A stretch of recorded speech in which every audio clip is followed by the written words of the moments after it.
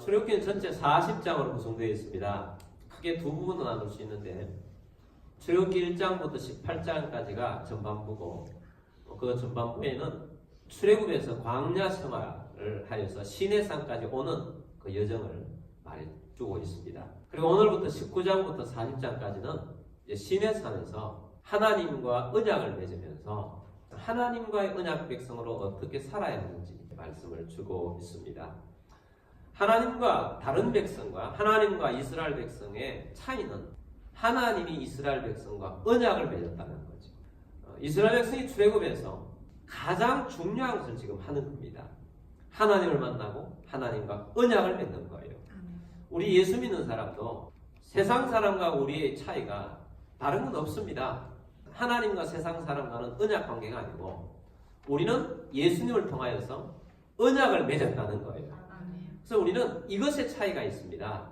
그래서 이스라엘 백성들이 이제 시내산에 나와서 언약을 맺었다 하는 것입니다. 하나님께서는 이스라엘 백성들을 가나안 땅 가기 전까지 가장 중요한 것, 하나님과 이스라엘 백성의 시내산 언약을 맺었다 하는 것입니다. 출애굽기 19장 말씀을 크게 세 가지로 보게 될 것입니다. 첫 번째는 너희는 제사장 나라다 하는 것을 말씀합니다. 이스라엘 백성들이 애굽에서 나온 지 2달이 지나고 3달째가 된 것입니다. 1절에 보면 3개월이 되는 날 그렇게 말하고 있고 시내 광야에 그들이 도착해서 시내 광야 앞에서 장막을 쳤습니다. 그리고 하나님께서는 모세를 하나님의 산으로 부르셨습니다. 시내산이죠. 시내산은 호렙산이기도 한데 호렙산 하면 모세가 하나님으로부터 부름받았던 그 떨기나무 가운데 불꽃으로 나타났던 그 하나님을 만났던 그곳에서 하나님이 다시 모세를 불렀기 때문에 모세가 다시 그곳에 왔을 때 그 감동, 그 감화, 또 그 옛 하나님의 부르심이란 소명의식이란 걸 다시 한번 되새겼을 것 같습니다. 여러분 우리들도 하나님의 부르심을 받았던 그 날이 있습니다. 구원을 받았던 소명을 받았던 하나님의 부르신 그 부름의 날이 있었는데 그 부름을 다시 기억하는 우리 모두가 되기를 바랍니다. 자, 하나님께서 모세를 불러서 시내산에서 하나님 모세에게 하신 말씀이 4절부터 나오는데 우리 4절 말씀 보겠습니다. 내가 애굽 사람에게 어떻게 행하였음과 내가 어떻게 독수리 날개로 너희를 업어 내게로 인도하였음을 너희가 보았느니라. 아멘.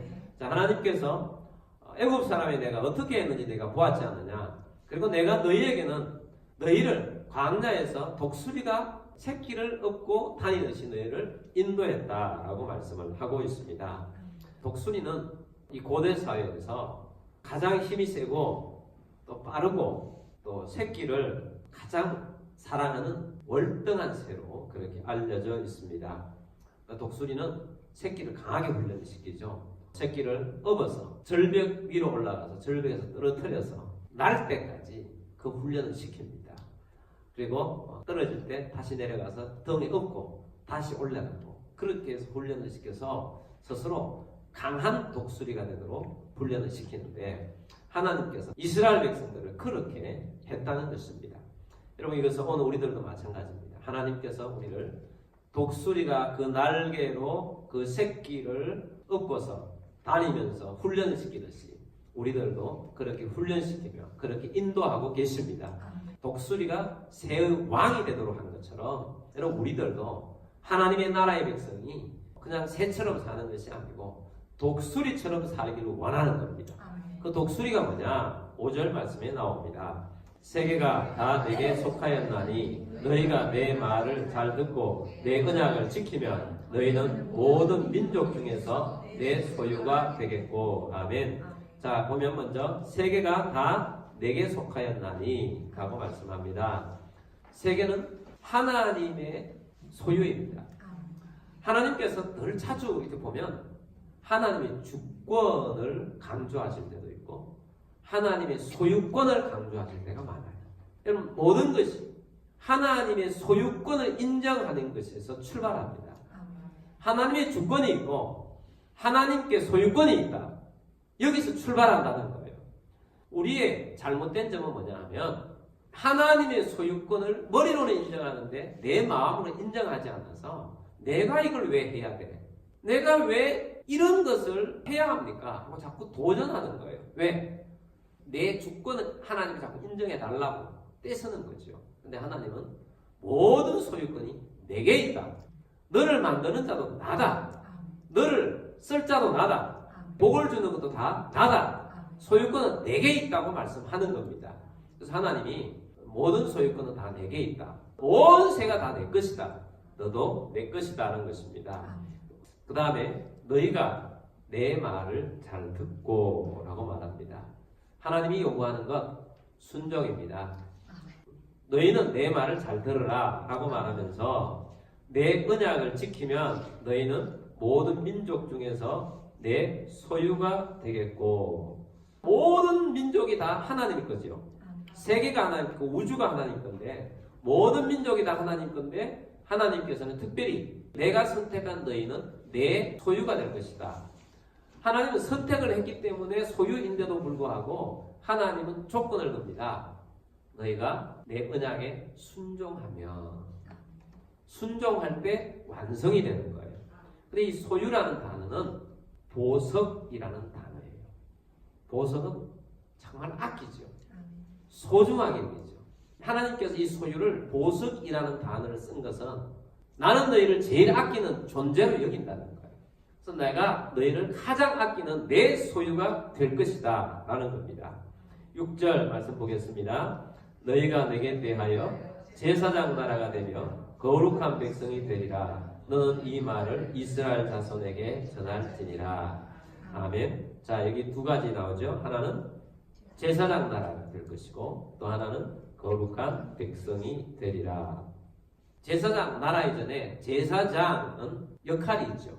제사장의 역할은 하나님과 사람 사이를 중보하는 역할입니다. 진짜 참된 제사장은 예수님이시죠.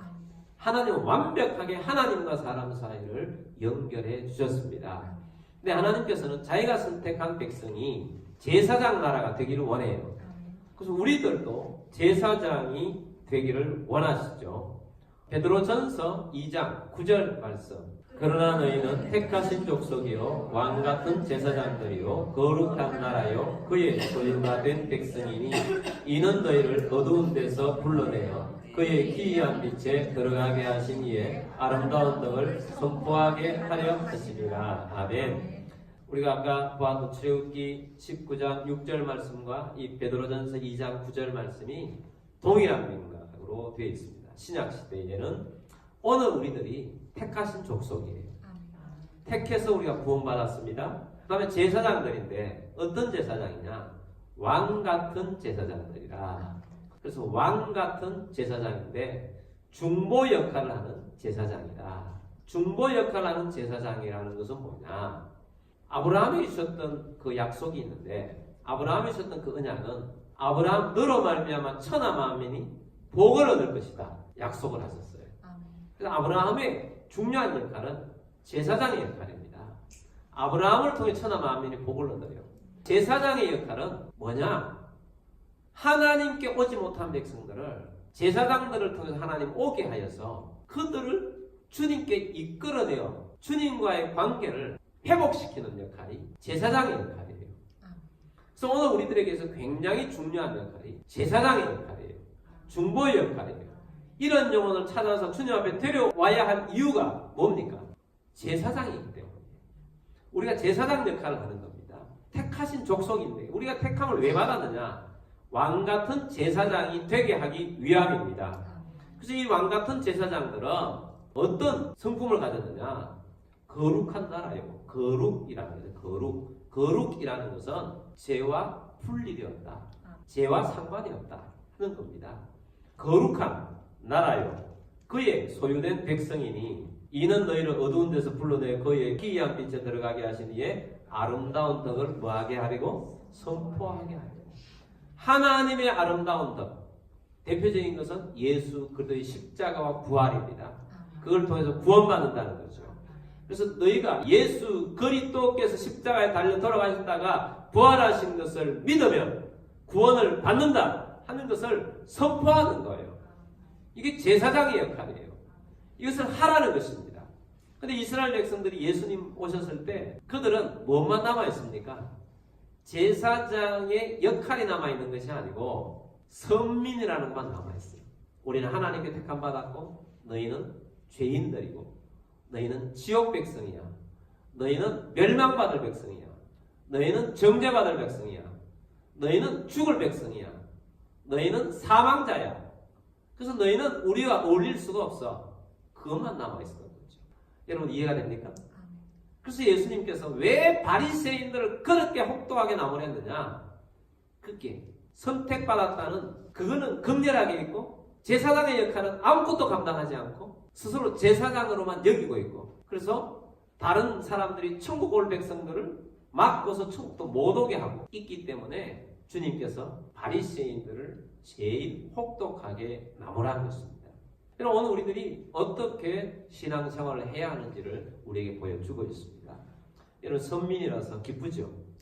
선민이라서 우월감을 가져서는 안 됩니다. 선민이기 때문에 섬겨야 합니다. 선민이기 때문에 제사장이 되어야 합니다. 선민이기 때문에 왕 같은 제사장이 되어야 합니다. 중보해야 합니다. 우리의 사명을 잃어버려서는 안 됩니다. 사명을 잃어버린 이스라엘 백성들이 하나님의 책망을 받고 결국은 망했어요. 오늘 우리들은 그 사명을 놓치지 말아야 합니다. 사명을 놓치지 않도록 그렇게 합시다.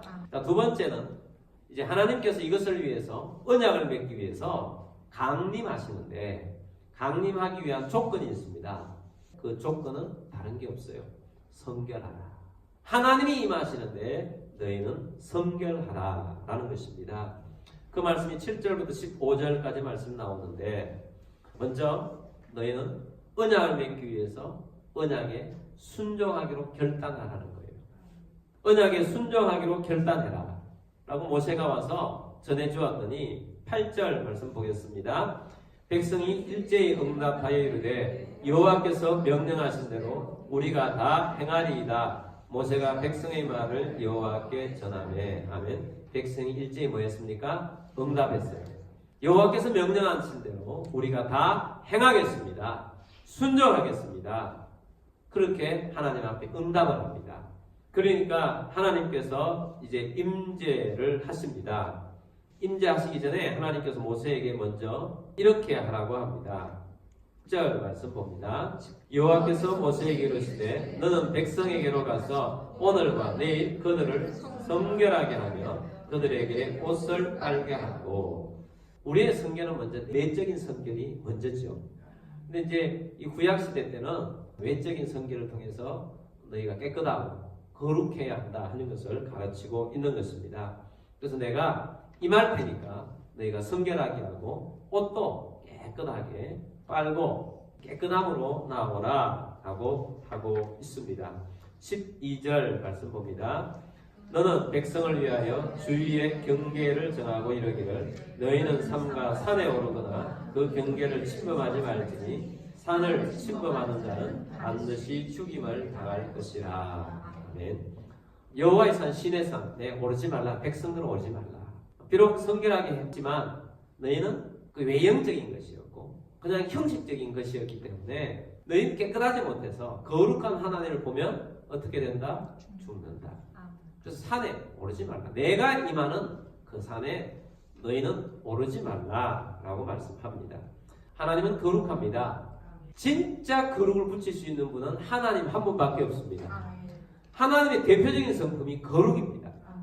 하나님은 거룩하신 분인데 이 거룩하신 하나님이 죄인인 인간이 만나면 인간은 죽습니다. 그래서 하나님께서는 하나님을 만날 조건이 성결이다, 깨끗함이다, 거룩함이다 라는 것입니다. 그래서 하나님께서는 우리를 만나주시기 위해서 예수 그리스도를 신약시대에는 보내주셨고 예수 그리스도의 십자가를 믿음으로 말미암아 성결하게 해주셨어요. 예수의 피로 성결하게 해주셨어요. 깨끗하게 해주신 다음에 우리에게는 거룩하다 라고 말씀해 주시고 예수 그리스도의 보혈로 덮어주셔서 하나님이 우리를 만나주시는 거예요.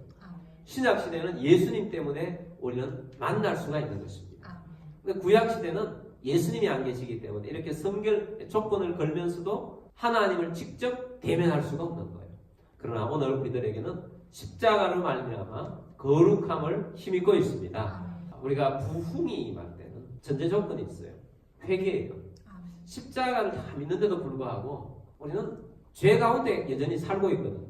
주님의 큰 부흥이 임할 때는 회개하라고 하시죠.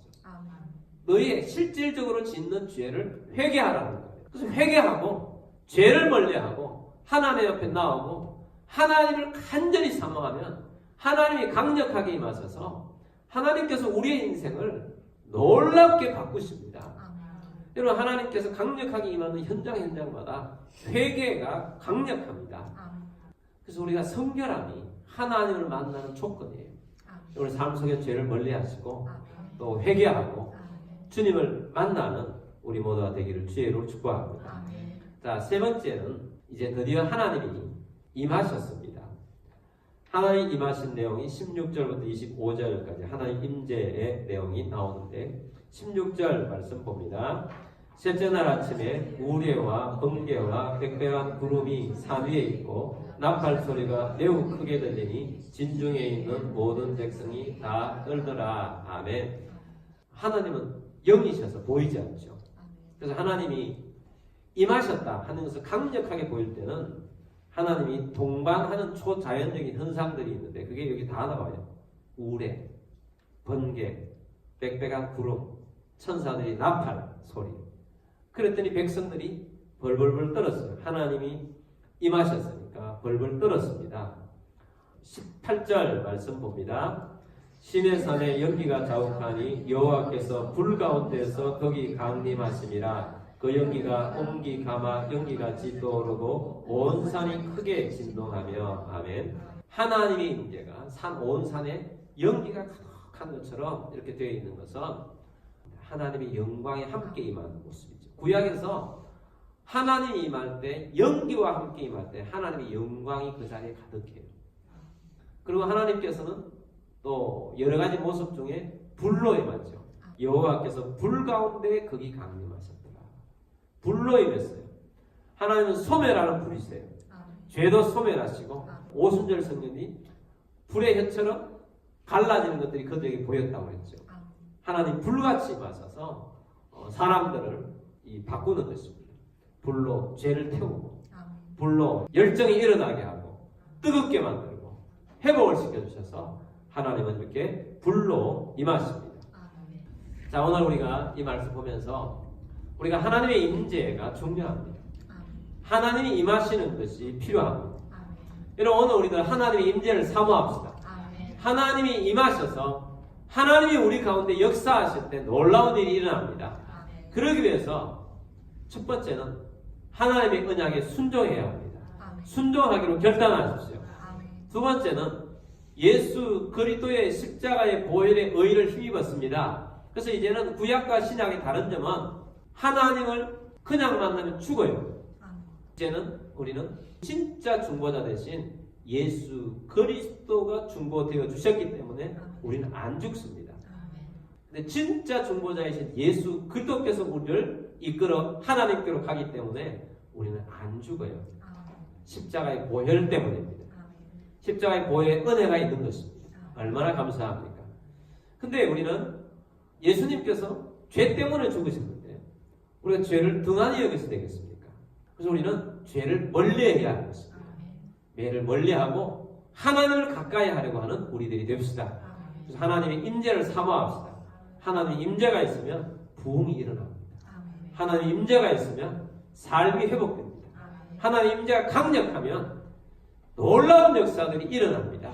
이제 우리 교회도 하나님의 임재가 더 강력해져서 하나님의 역사가 일어날 때가 되었음을 선포합니다. 여러분, 하나님의 임재가 있어서 한 놀라운 역사가 있을 것입니다. 여러분, 그러기 위해서 조건이 뭐라고요?